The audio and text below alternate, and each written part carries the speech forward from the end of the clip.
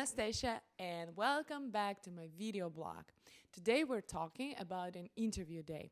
So we've got our invitation, we have to be prepared.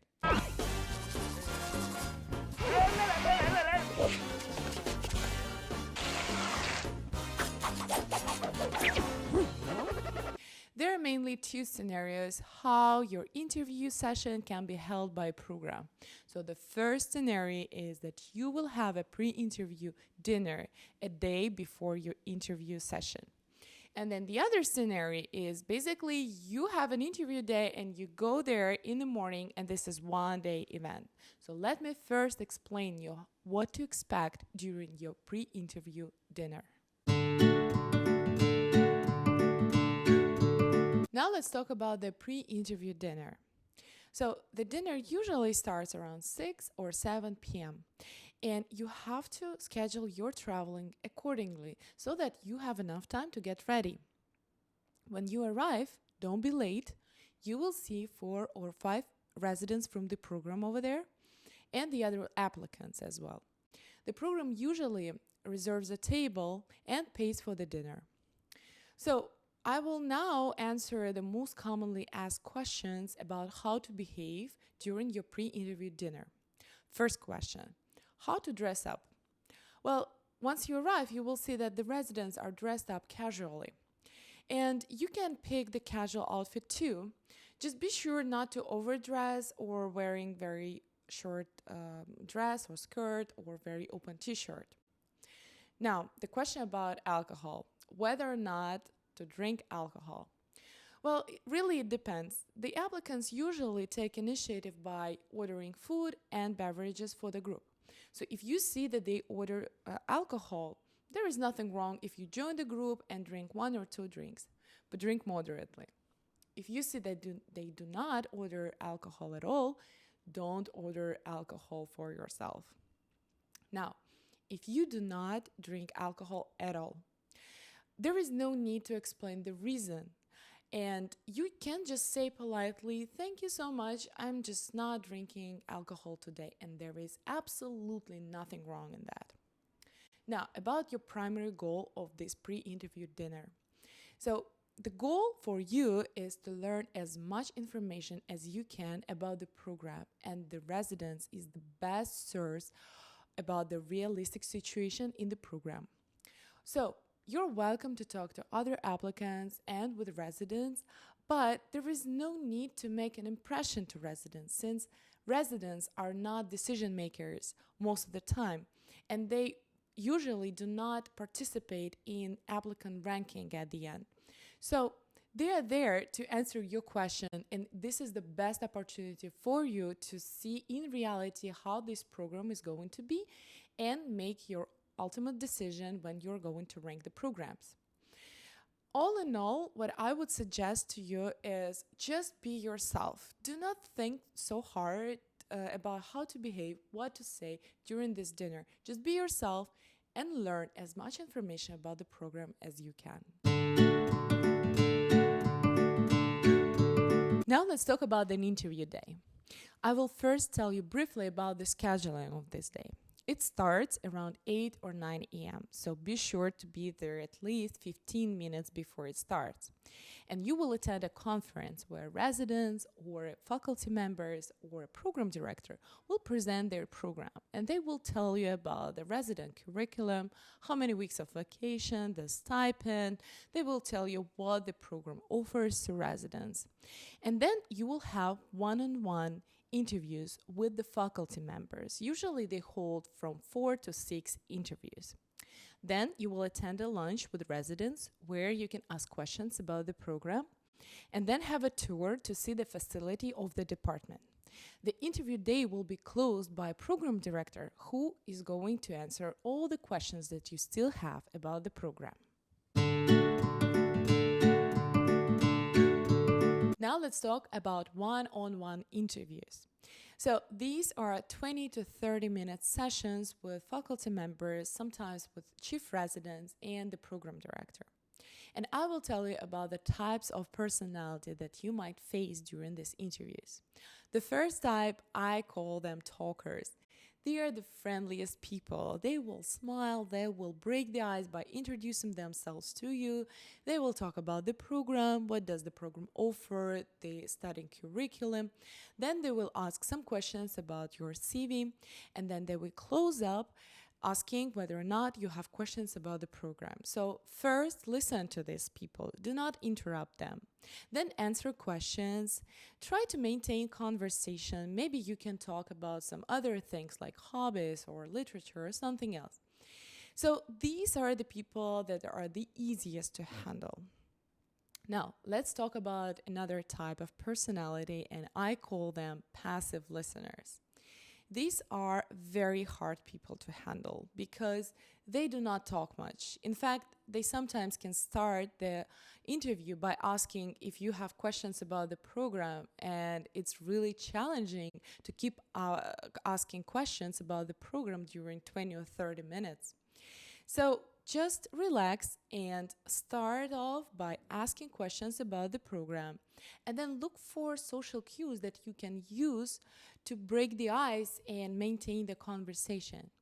If you're unable to do that, relax, keep asking questions about the program, and if the interviewer will stop you earlier than the interview is supposed to be finished, don't feel discouraged, because remember, these people are going to behave the same way to all the applicants. So just relax and go on to another interview. Now let's talk about another type of personality, and I call them active listeners. So these are very friendly people. They're going to smile. They will ask you some questions at the beginning about your CV, about your life, but they don't like to talk much. So this is your opportunity to present yourself, and you can practice it. You can practice to present yourself in a way that it's not going to be too long or too short, and it's going to be concise. And these people are willing to listen to you. They are interested in your CV and in you. And remember, sometimes the interviewers don't have so much time to review your CV fully, so they might not know everything about you. In this way, you can talk about yourself and present yourself in a very good way.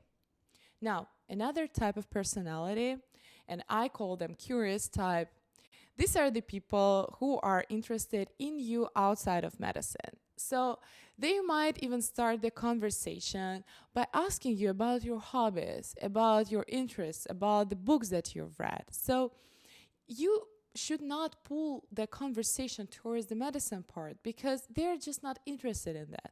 They're looking at you as a personality that they are going to be working with during next year and the following years. So just answer the questions and try to find common hobbies or common interests. And this is the way you can maintain the conversation in a very efficient and very successful way with this kind of people. Now let's talk about the questions that you might want to ask when you have one-on-one interview sessions. And it can get pretty challenging since you have to introduce yourself and also come up with clever questions. Now, you will meet different people, and these are the people who have different knowledge about different areas. So, if you meet an attending physician or any other faculty member, you might want to ask things like, could you please describe me a usual working day for a resident? And this is the best opportunity for you to open up a topic and make this person talk and describe the usual working day. Now, these people also usually are involved in some research projects, and you can ask whether or not you can participate in those and write an article or present a poster or a presentation on your conferences. If you meet a chief resident, this is the most knowledgeable person in terms of the fellowship opportunities. And you can ask about the in-house fellowship positions or where other residents went for fellowships. If you meet a program director, this is the most knowledgeable person in terms of details about your visa status, about your sick days, vacations, stipend, And remember, this is the person whom you're going to talk to if you have any problems regarding your medical residency training program. Now let's talk about the challenging questions that you might be asked during your one-on-one interview sessions. So, what are these questions? The most commonly asked question is, why did you choose this program? And sometimes you have a ready answer to this question. Like, for instance, you did a rotation in this program, or someone recommended this program to you, or you have some friends already over there. If you do not have an answer like that, the easiest and the safest way to go is to say that you apply to all the programs within this area because you have some friends or family members in this area.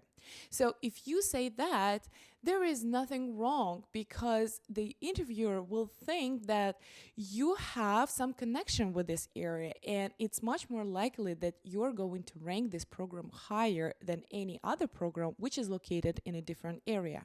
Another commonly asked question is, tell me about your strengths and weaknesses.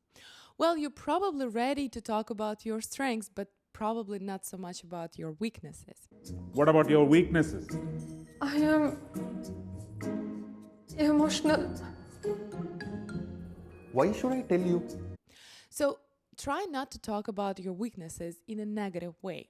Rather, turn them to the challenges that you're working on currently. So I will provide you an example from my personal experience, how I was answering this kind of question.